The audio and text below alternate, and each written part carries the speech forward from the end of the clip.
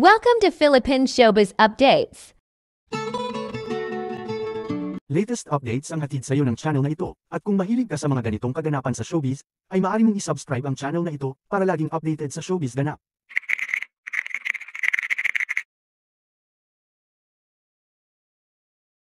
Kim Chiu, pinahanga ang mga tagahanga sa kanyang husay sa pagsayaw sa Showtime kahapon, todo practice ang Chinita Princess at bigay na bigay nga ito sa naging performance. Nagkaroon pa ito ng paltos sa kanyang kamay pero para sa kanyang mga madlang kapuso at kapamilya ay talagang titiisin niya ito.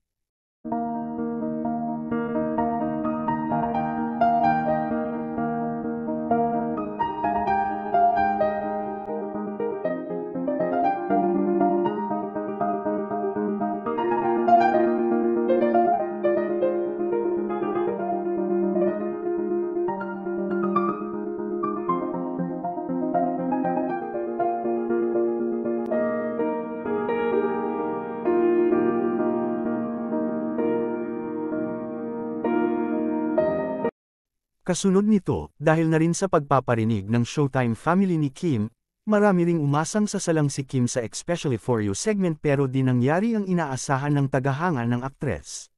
Bago pa man maganap ang segment ng Especially For You, may nauna ng netizen na nagbahagi at siya'y malapit sa isa sa mga searchy. Dito nga ay ibinahagi niyang sinubukan ni Kim Chiu pero nag-backout ito kahit ito'y nakapag-rehearse na, dahil sa di niya pa kaya nabalikan ang mga masasakit na alaala. Lalo't bago lang ang naging break-up niya, kaya naman papalitan ito ng beauty queen, at ito nga ay si Michelle D.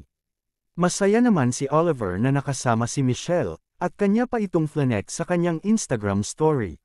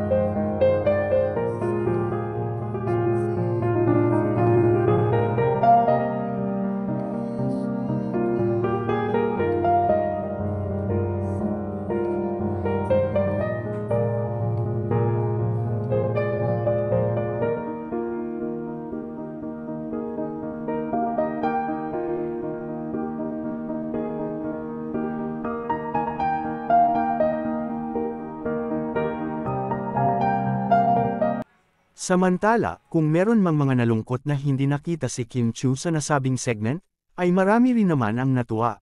Dahil para sa kanila mas mabuting isipin muna ni Kim ang sarili bago ang iba. Ani pa ng iba mas mabuting bukal sa kanyang kalooban ang pagsalang nito sa Especially For You. Samantala, ginanap na ang huling shoot ng What's Wrong with Secretary Kim para sa kasalan ngayong araw. Matatandaan na una ng ishoot ang proposal scene. Ngayon naman preparado na lahat maging ang susuotan para sa kasalan na magaganap para kay BMC at Secretary Kim.